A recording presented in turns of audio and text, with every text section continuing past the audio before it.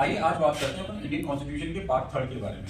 देखिए, Indian constitution के part third को अगर हम जानना चाहें तो पार्ट थर्ड का जो नाम रखा गया है वो है फंडामेंटल राइट्स।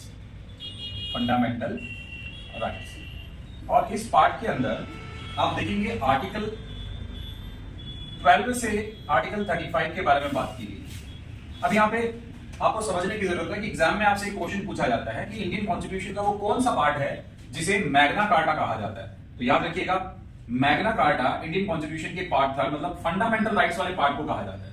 अब मैग्ना कार्टा क्या है? तो देखिए, 1218 के नियर बाई इंग्लैंड के मोनार्क ने वहां के सामंतों को और वहां के लोगों को अधिकारों का एक पत्र दिया, मतलब उनके राइट्स के बारे में उन्हें एक पत्र दिया। उस डॉक्यूमेंट को मैग्ना कार्टा कहा गया। तो सिटीजन्स को राइट दिए गए मैग्ना कार्टा में। इसी प्रकार हमारे कॉन्स्टिट्यूशन में पार्ट थर्ड में सिटीजन्स को कॉन्स्टिट्यूशन के द्वारा राइट्स दिए गए हैं, इसलिए पार्ट थर्ड को इंडियन कॉन्स्टिट्यूशन का मैग्ना कार्टा कहा जाता है।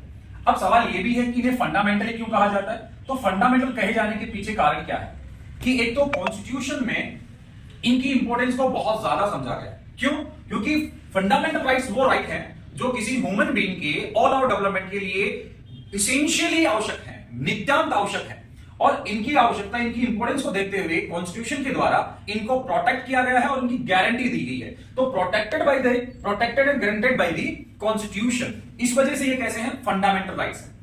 अच्छा, एक बात और, फंडामेंटल राइट्स हैं, उनकी नेचर कैसी है? तो देखिए, फंडामेंटल राइट है वो राइट नेगेटिव एंड पॉजिटिव दोनों नेचर को होल्ड करते हैं। नेगेटिव नेचर इसलिए क्योंकि वो स्टेट के अगेंस्ट दिए गए हैं और सिटीजन के फेवर में दिए गए हैं, इसलिए इनकी जो नेचर है वो quasi negative and quasi positive है। अब आप एक बात को समझेंगे कि फंडामेंटल राइट्स के बारे में अगर जानना है कि भैया इनमें ये एब्सोल्यूट है कि नहीं है, तो याद रखना ये एब्सोल्यूट नहीं है, मतलब ये सीमित नहीं है। इनको क्या किया जा सकता है? कम या ज्यादा किया जा सकता है। और ये कम या ज्यादा करने की पावर है ये इंडियन कॉन्स्टिट्यूशन में पार्लियामेंट के द्वारा होल्ड की गई है। मतलब पार्लियामेंट चाहे तो इनमें संशोधन कर सकती है, अमेंडमेंट कर सकती है आर्टिकल 368 के तहत, तो आर्टिकल 368 के तहत इनकी एब्सोल्यूट पावर को खत्म किया गया कि इनका सस्पेंशन हो सकता है। जैसे इमरजेंसी के दौरान आर्टिकल 20 एंड 21, इनको छोड़कर बाकी सारे सस्पेंड हो जाते हैं। इसका मतलब इनमें चेंज किया जा सकता है, इनको कम या ज्यादा किया जा सकता है, इनको सस्पेंड किया जा सकता है। इसलिए कह सकते हैं कि फंडामेंटल राइट्स है वो एब्सोल्यूट नहीं है। अच्छा, एक इंपॉर्टेंट बात और, ये जुडिशरी के अंदर इन्फोर्सेबल है, मतलब अगर किसी व्यक्ति के फंडामेंटल राइट्स का उल्लंघन हो रहा है तो सुप्रीम कोर्ट में और हाई कोर्ट में वो इनको चैलेंज कर सकता है। तो ये हिंदी में बोले तो ये न्यायालय में परिवर्तनीय है, मतलब इन्फोर्सेबल है। बात समझ में आई कि नहीं?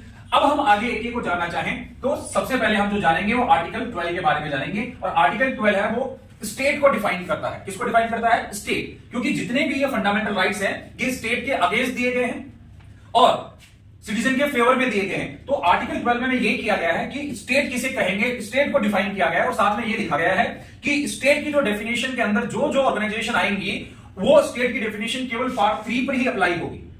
अब यहां पर ये हमारे लिए महत्वपूर्ण हो जाता है कि स्टेट किसे कहते हैं ये जानना। तो आर्टिकल 12 में स्टेट की डेफिनेशन में कहा गया है कि स्टेट में कौन कौन शामिल होगा। तो सबसे पहले कहा गया government of India and parliament.